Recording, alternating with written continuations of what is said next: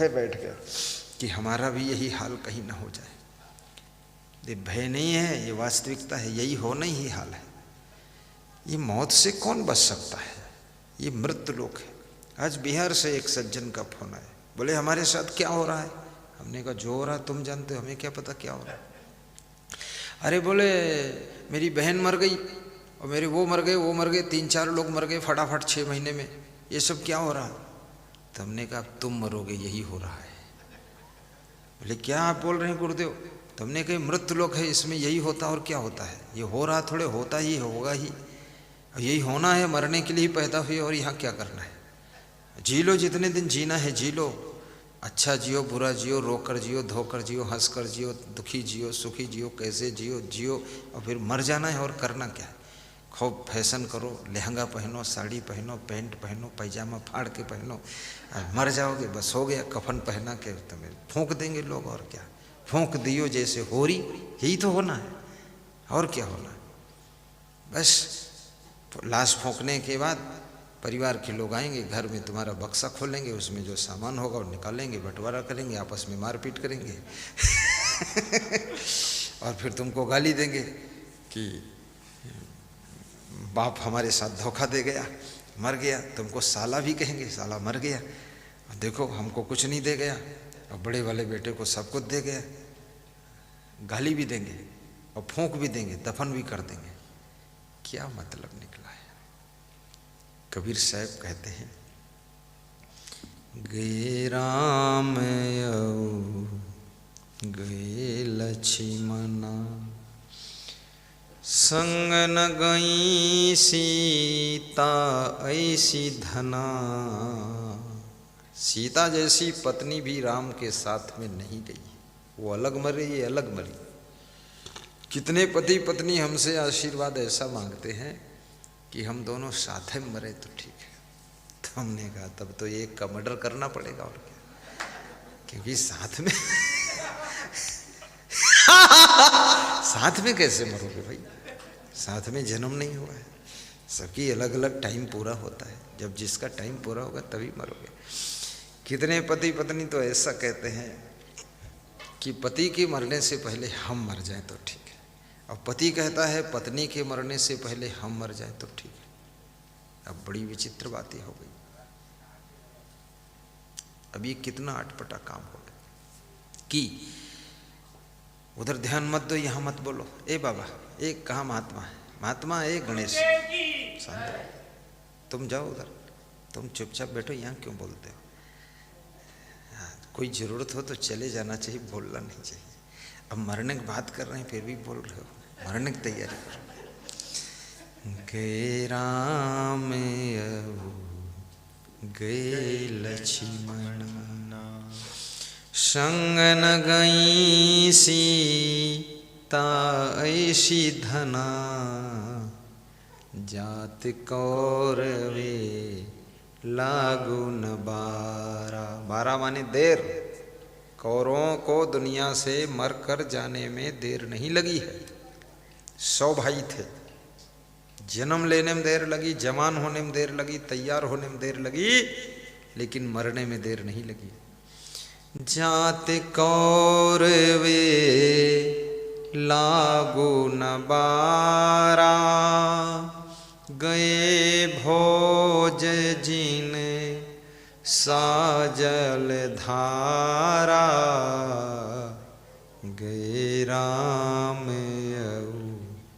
गए लक्ष्मण, राम भी चले गए, लक्ष्मण चले गए, सीता जी चली गई, कौरव सब चले गए।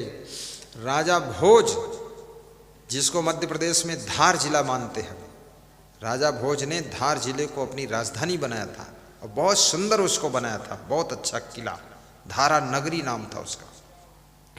ऐसी सुंदर राजधानी बनाने वाले राजा भोज भी दुनिया छोड़कर चले गए।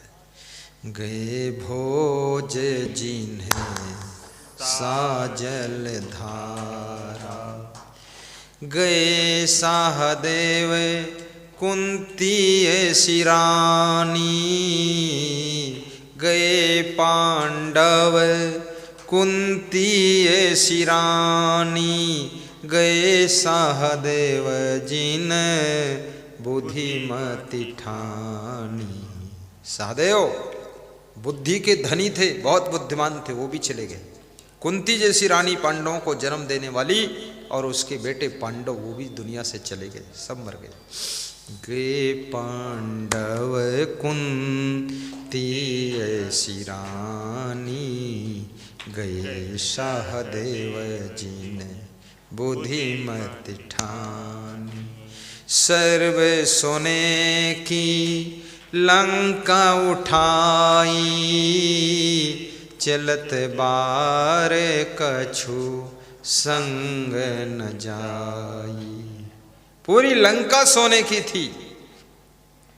जब रावण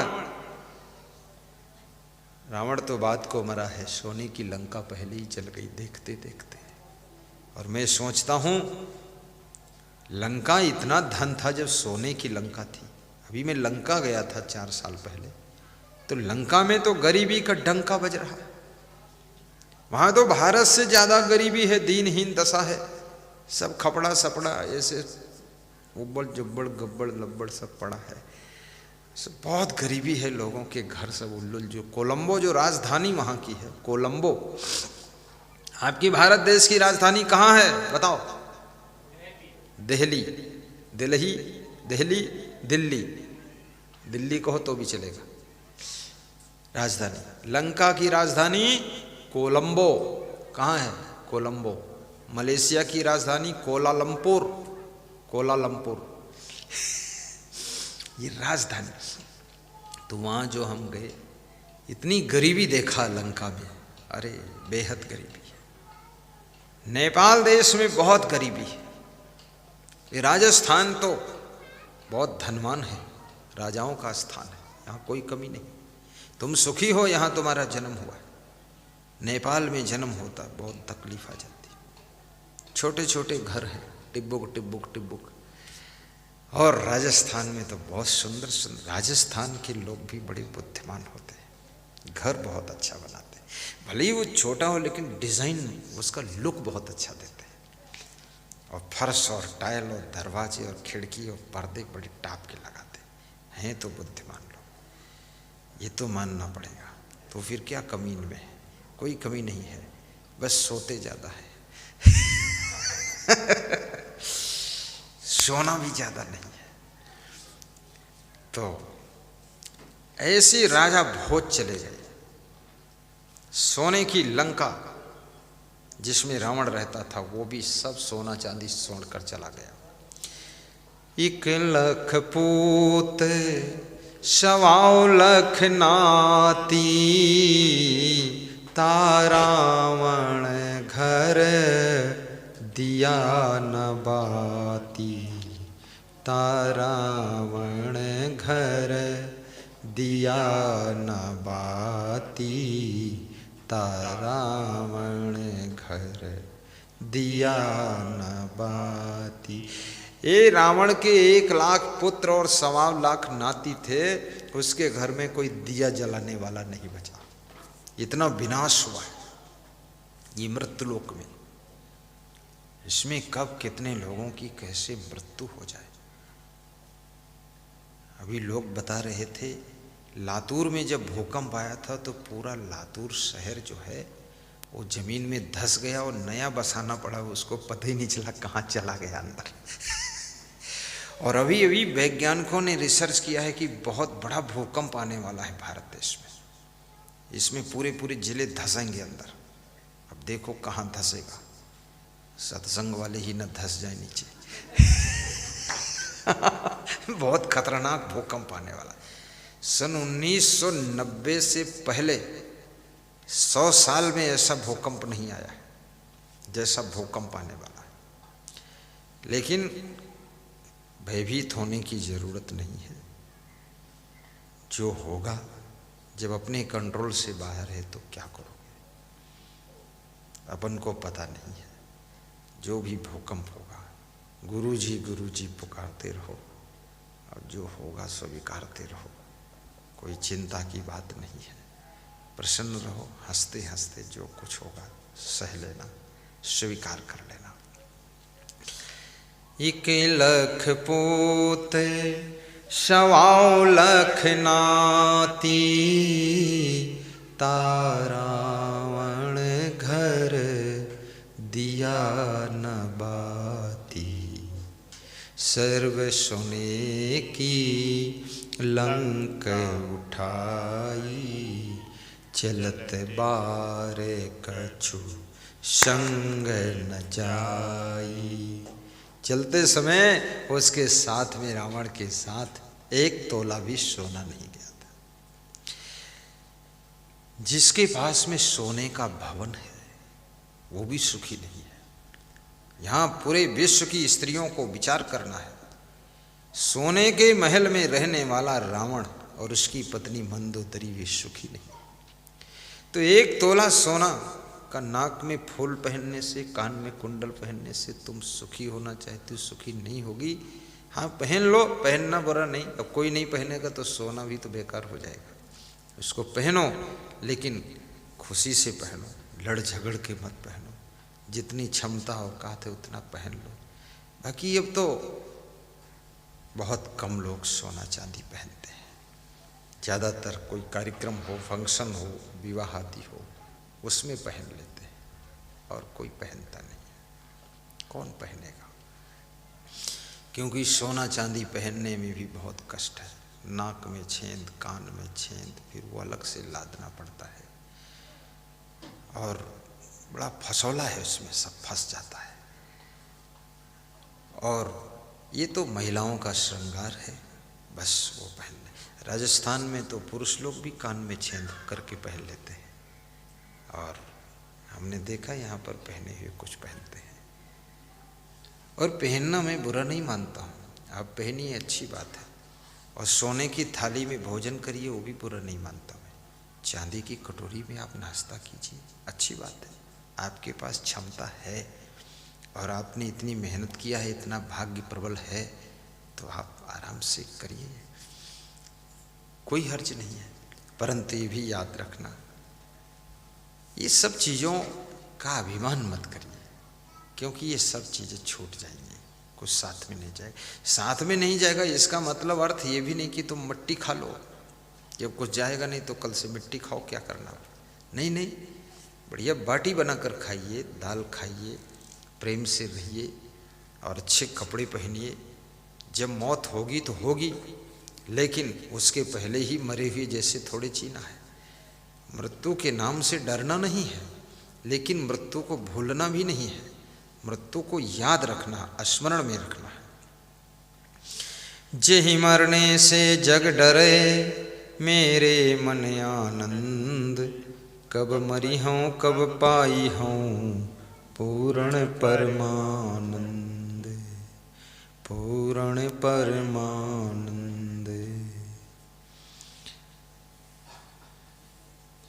मृत्यु नए जन्म की शुरुआत का नाम है।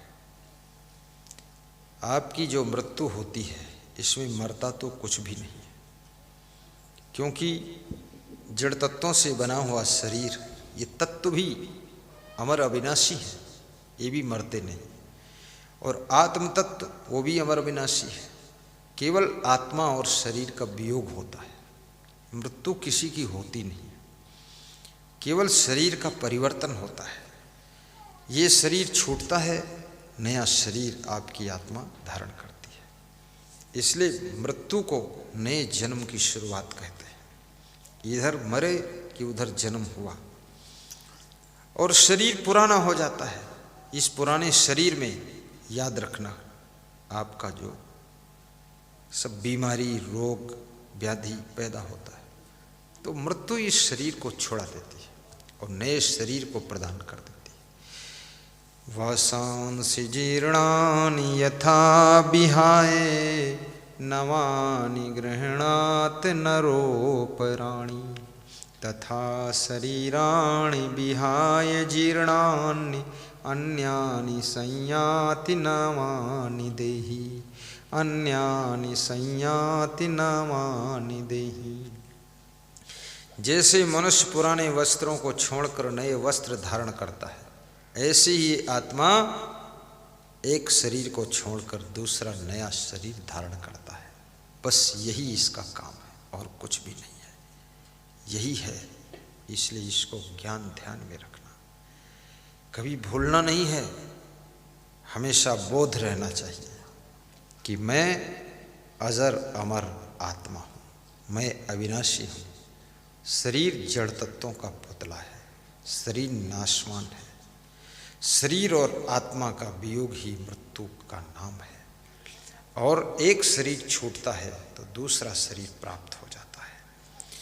और जो मोक्ष की साधना करते हैं उनकी आत्मा की मुक्ति हो जाती है, फिर उनको दूसरा